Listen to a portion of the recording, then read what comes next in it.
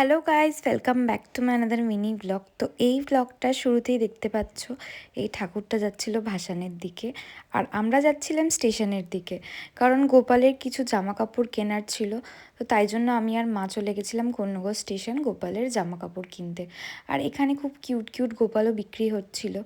এই যে দুটো দেখতেই পাচ্ছ, এগুলো অনেক বড় বড়, কিন্তু এখানে ক্যামেরায় ছোট লাগছে।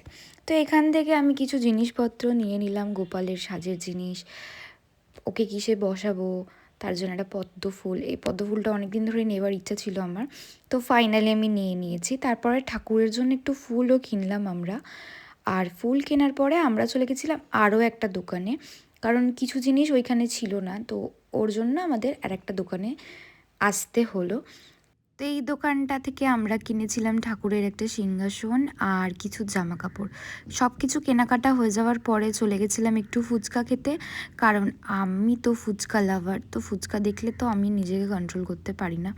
ফুচকা খাওয়ার পরে একটু কেনাকাটা করে চলে যাচ্ছি বাড়ির দিকে।